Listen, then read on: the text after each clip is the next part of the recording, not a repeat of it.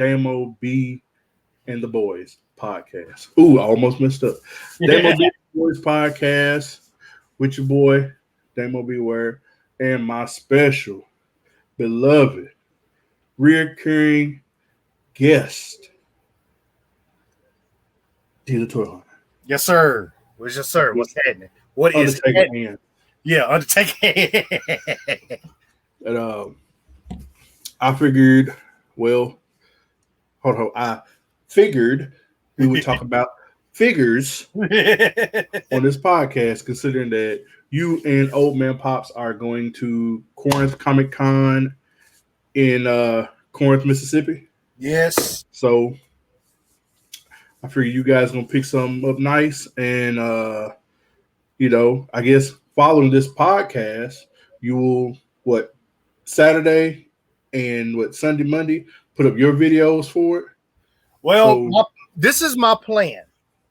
Since me and Mike are gonna hunt all day Friday, I'm gonna try to get the Friday hunt video up Friday night. I'm gonna film and edit everything in the hotel room, and the actual con video, which would be that Saturday, it probably won't go up till Sunday or Monday, because I have a gut feeling. Well, because I'm pretty sure we're gonna get home pretty late Saturday night. I'm crashing. Right, it's gonna be a long drive. Yeah, long ride, long drive. Yeah. So yeah, I'm like I say, man, I'm looking forward to it. It's the first con in a couple of years for us. Hold on, man. I'm on the pod. Talk to you later, okay? Hey. What? I should have known. I should have known. Should have known. Oh, superstar. Man. Shout out to Dory. Shout out. He before long he gonna be on here doing his own thing. Yeah. But I'm looking forward to it. First podcast, first con in a year. Yeah. And considering the fact that, it seems like it's going to be small. It's going to be in a really big venue, but it seems like it's going to be small. But from what I've been reading on their Facebook page, there's supposed to be like over 75 vendors. So, yeah. So we might look out and find some gems. Don't mind really me. Looking forward to it. Really looking forward to it. This is old camera. Get right. That's good enough. Yeah, that's what's up, man. Yeah. That's what's up. Yeah, I'm sure y'all missed it, man. Considering the pandemic hitting, shook the whole world up. So yeah, among other things. Yeah, I'm not gonna lie. Last year was a rough year for everybody on every stage, and I think it was probably the roughest year for me, toy hunting wise, because there were a lot of releases last year that I didn't even get to touch. So hopefully, we're gonna talk about that. We're gonna talk about that. I got some words to say.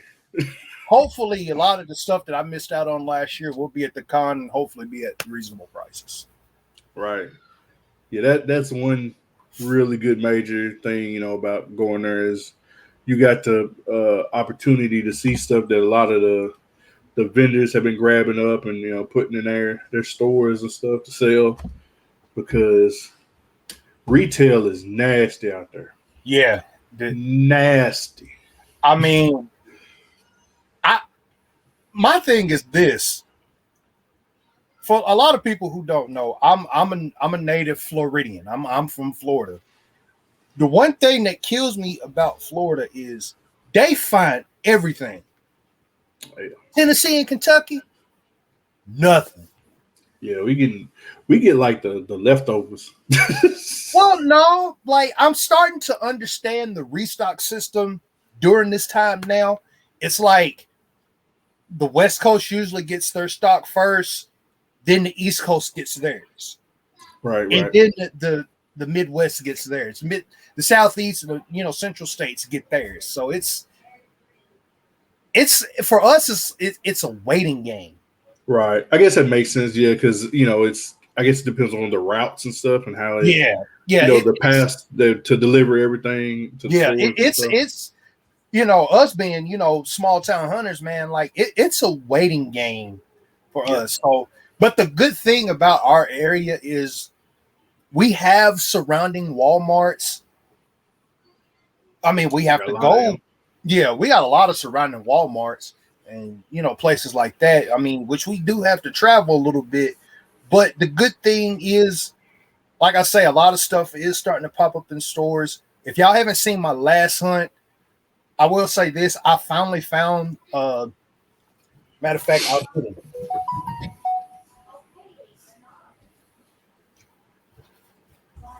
Entertain everybody while you get it. I finally found this guy. So yeah. I looked up and found it. I don't know how. I looked up and found him too. It was the only one on the shelf. I think when I found him, it might have been like 2 or 3.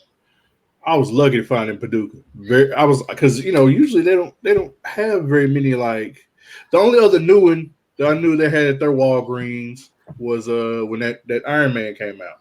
The 2020 Iron Man. Yeah, the 2020. And other than that, it was a shelf warmer. The thing is, you go into Walgreens now, there's like a ton of them. A ton of 2020. Don't nobody want him, man. Right. And what's weird is about a lot of the times with the Marvel Legends and Walgreens, you still finding Marvel Legends that are like 5 and 6 years old in there. Oh yeah, big time. Still see the old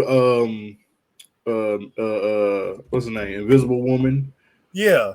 Medusa. Yeah. Some people have been saying they've been finding magic in there, and I can't find magic for nothing. I'd like to have. I have seen magic a couple times. I seen it back when when I first started getting like legends, and I didn't think nothing of it, and then next thing you know, now I want it. But it is what it is. I'm not about to pay the price that they got online for it though. Nah.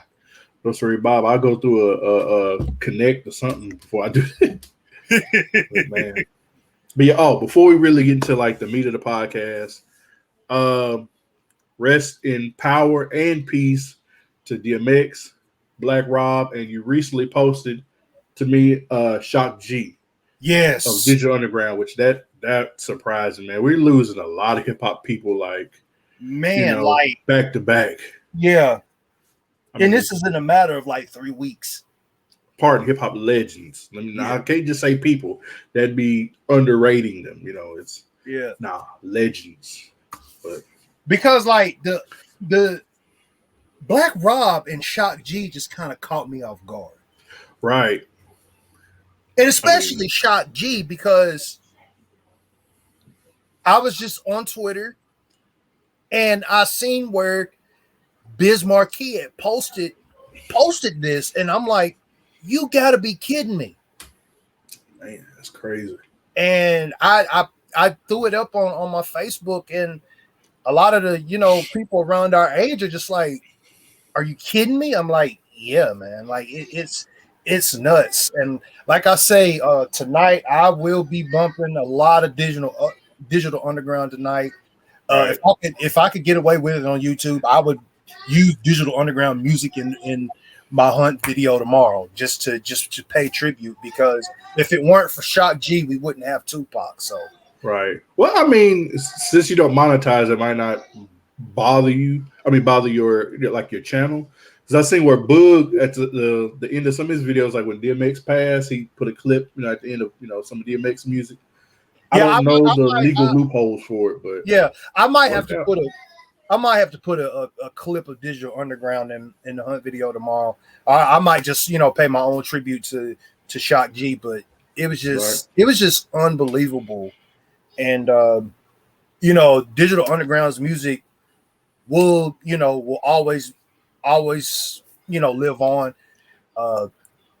For most people, they just know the Humpty Dance, but right. I think with us, being kind of like at the, I don't necessarily say the core of hip hop, but we kind of like to research the history of hip hop. you know, there was more to Digital Underground than just the Humpty Dance. I mean, they had a lot of classic songs that a lot of people really forget about. So, oh yeah, it's like, you know, cause we grew up in that era, like when hip hop really started to boom. You know, we grew up in the boom period, the early to mid '90s when everything was progressing. You know, it wasn't just, you know, like big record labels. You had, you know, you had those other record labels like what, LaFace, Tommy Boy. You know, a lot of them that was really, you know, focused on urban music. You know what I'm saying? Yeah, like focused on hip hop. You know, Def Jam was coming up. You know, it was, you know, it was a lot of them. Yeah, Def Jam was the original hip hop label, and then to, you know, like I say, to get a LaFace, a Tommy Boy, and you know, Bad Boy, robbed us. No Limit, Cash Money. Like if it weren't for Death Row, if it weren't for Def Jam, a lot of these labels that we grew up with, you know, during, you know, the 90s and the early 2000s, a lot of them wouldn't exist. So major they really put, I think they, well, not to say mainstream, but they brought the attention of hip hop to, you know, that kind of crowd of people who weren't really understanding what it was just yet. You know, and then it became a thing. It's like, oh, you know, it's kind of like that thing you hear of like, what's the old saying, old phrase, like, you know, the kids are listening to this now, that kind of thing, you know. But yeah, man, that's nuts. Because, you know, Shock G was, gosh, when I heard, of course, you know, everybody knows Humpty Dance, you know, and I remember when that popped off. But then the same song, that was my jam too. First Tupac. The first time we heard Tupac, it was just kind of like, who is this skinny dude? And then you know, later on, you know, he ends up becoming one of the, you know, biggest artists, one of the biggest hip hop artists of the 90s. Right. Shoot, I'd say at least for sure top 5, maybe top 2, top 3. Yeah. You know, because Tupac is up there. You know, him, Biggie, Jay. You know, it goes on. I mean, the list goes on as far as like with hip hop, but Shock G, you know, his death greatly is going to. Oh man, it's like I can't even talk about it because it's so, no pun intended. It's shocking. Right. It's just, right, man. It's kind of like we had talked a while back about wrestlers. How, you know, those kind of wrestlers that we grew up during. You know, we saw we didn't really see much of the golden era. We were still like little when that was going on, but we saw like most of like the end of that to the new generation era of wrestling, and how all those kind of like Roddy Piper, it's just a bunch of just to start, you know, they're dying, man. They're getting in their 60s and 70s, you know. So we're getting that kind of feel, I think, in hip hop too, where a lot of our hip hop people we grew up with are older now, and we're seeing them, you know, age and, you know, and die and things like that, and it's you know, becoming reality to us. Yeah, you know? Like it's just unbelievable. Like DMX was just 50 when he passed. Right. I didn't even know, you know, Black Rob had any health problems or anything like that, and then he just went. And, you know, Shock G, he was only 57. It was crazy. Remember, it was a couple of weeks ago, if not last week, I said something about Black Rob, and I thought he was still in jail, and you was like, "No, he's out." We were talking about that at work, you know, and I was like, "Yeah, he's out." And then I think at one point he was working on some new music, and next thing you know, like literally, I got the news about Black Rob while I was out toy hunting last weekend. Right, that's crazy, man. Yeah. So, rest in peace, Shock G. Rest in peace, Black Rob. Rest in peace, DMX. Like, it's just, right, man. When DMX, man, when I heard about DMX, dude, I was down because, you know, he came out, him and the Rough Riders was doing stuff during our core, you know, when we were like teenagers, you know. Yeah. When we were like really starting to understand hip hop. It was like the Rough Riders. They just came out and hit us out of nowhere. Like to this day, the first Rough Riders compilation album is one of the best compilation albums ever put out. Oh yeah. I'm not gonna put it on the level as I'm gonna put it on the same pedestal as the Black Brown Music. Right. Compilation. Because at that for me, that introduced me to DMX, Eve, Dragon, Swizz Beats, Swizz Beats, and it's just kind of like there's more. I just can't think of all of them. It's a lot. It's a lot of the Rough Riders, but just the main, you know, those were the ones that we were introduced to, and I like instantly became a fan of Swizz Beats production just off that first compilation, and you know, like he's produced like some massive hits over the years. So, oh yeah, top producer, man. Yeah, he's one of the tops in the game. It's the same thing with Timbaland. We didn't really know about Timbaland until what, 1 in a Million, maybe? Aaliyah's last album, 1 in a Million. Yeah, I think that was the first time I recognized myself. Yeah.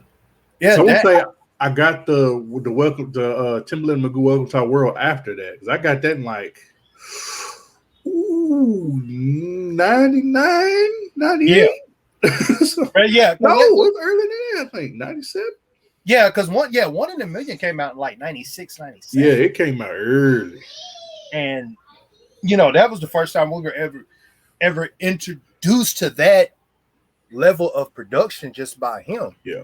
Technically, we were really introduced to Timbaland on Missy's Can't Stand the Rain. Super duper. Right.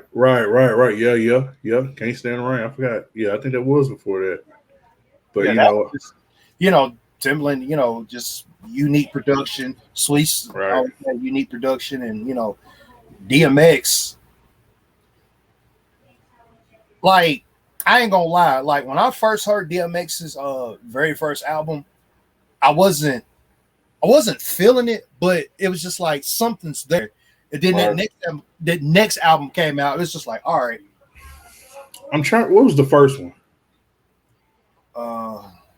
I can't remember, man. I remember Hell Is Hot. I think it's that. Was it? Then there was X. Was that second or third? That was the second one. The Great Depression was the third one. Okay, yeah.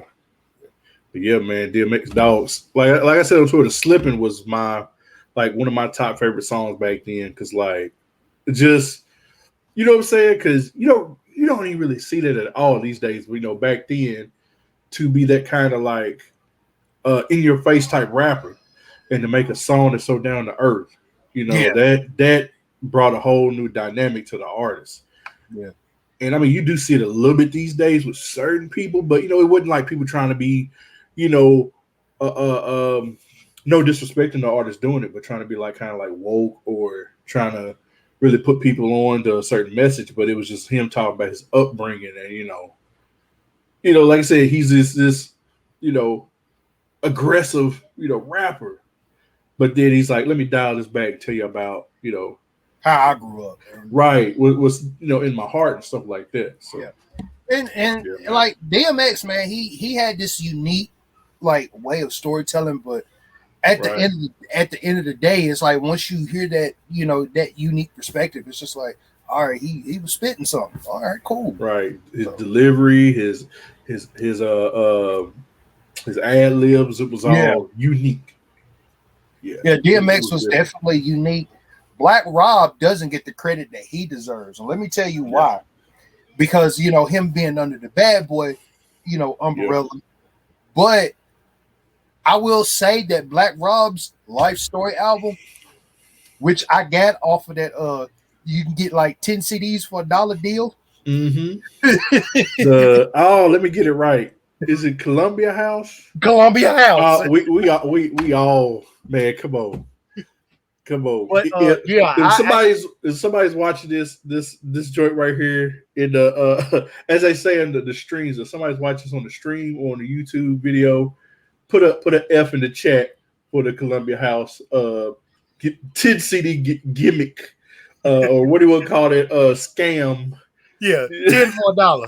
10 albums for $1. 10 albums for $1. Shoot, what do I pay that bill? Well, it was weird. I actually still have the CD to this day. I don't know if I have. I still have it. I have to look through my CD case, but I still have the album. And I remember that album coming out because there was so much hype around it. And it was, that's when Whoa was at its, Whoa was huge. Everybody loved that song. But to just listen to that whole album, it's actually a really good album. Right. I need to go back and listen. I've heard a couple songs off of it. No, you have to listen to the whole album front to back, and I'm not gonna say it's no lyrical masterpiece of like Kendrick or J. Cole or nothing like that, but the storytelling is unique. I love the skits.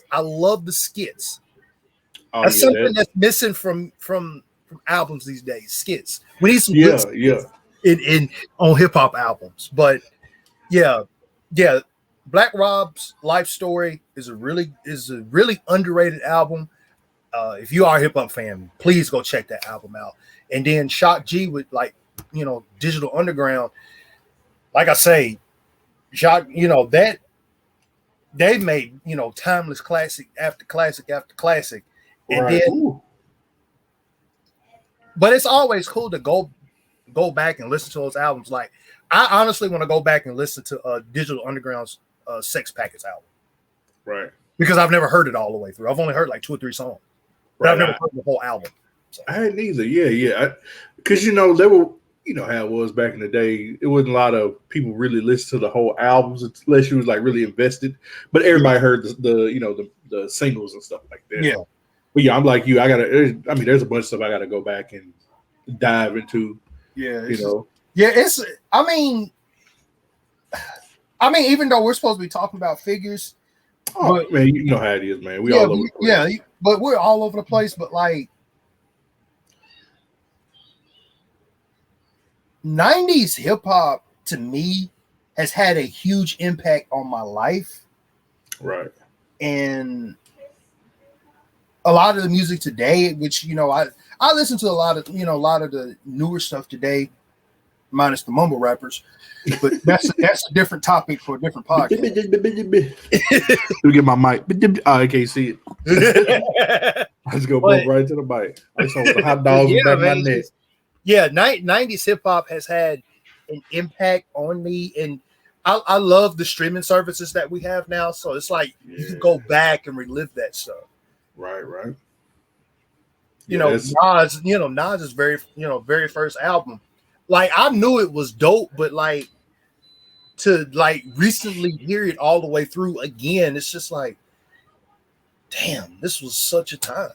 And then you find out stuff later on, like I didn't know Q-Tip and the Jungle Brothers were involved in the album. Like they made some of the beats and stuff for that album. I was just kind of like, wow, I didn't know that.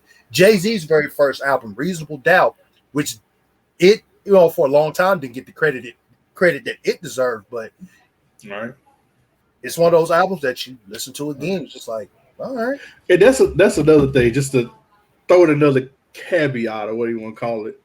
It might not be the right word, but how you were just talking about, you didn't know about Q-Tip's production and on what's the name? Yeah, on Nas. On the Nas album. Did you see that post on Twitter about who was it? It was Eazy-E was going to do a comic book with Rob Liefeld. That's crazy. Yeah, Rob Liefeld posted on his Twitter saying that there were plans that him and Eazy-E were going to work on a comic book. I was like, what? So literally, and you know what? Damn it, I would have bought that issue. I would have bought that issue. Bro, that would have been That would have been. I didn't know Eazy was a comic fan. He said it on there. He said, "Yeah, Eazy was like a big comic fan." Wow, I didn't know that. Yeah, that's crazy, dude. That's just like DMC from Run DMC. I didn't know he was a huge comic book fan. Oh yeah. Oh, I knew about it. I knew about him being a fan, but I didn't know till later on that he had, made his own book and stuff like that. Yeah, because I think they came out with a line of like Adidas a few years back, and I think the box art on the shoebox was done by him. And I didn't know how talented he was. It was like, dang. Oh yeah, man. You be shocked, man. All these people, dang, I'm moving the camera. A lot of people in rap, big old nerds. Of course, we know Wu-Tang. Wu-Tang ain't nothing but some nerds, which that's what's up. But yeah, it's cool. I can't forgive them for them. I can't forgive them for that fighting game and that controller. Oh, that dang it. Man, it's not really a story, but I remember my cousin had that, and I wanted to play that so bad. But then Kenny, my brother, was supposed to get it. Supposed to get it from my cousin Marvin. Shout out to Marvin. And Kenny did. I guess I think he said Marvin lost it or something like that. I was like, oh man, I want to play that so bad, and it looked trash too. When you go back and think about it, but I mean, even though it was on the PS1, but like it's one of those things. As a kid, when you see that, it's like, dang, Wu-Tang got their own fighting game and controller. I want to play this. Bro, I had a Wu-Tang comic book, like from their first comic book. What was it called? I can't remember what it's called for nothing. And I wish I still had it, dude. It'd probably worth some money today. Yeah. I'm so mad. I'm like, what do you do with it? Oh, here, take that in there. Why are you in here with that? Why are you dancing? Ain't no music playing. Just dancing around. Dad, can I have a new piece of pepper? No, right now, baby.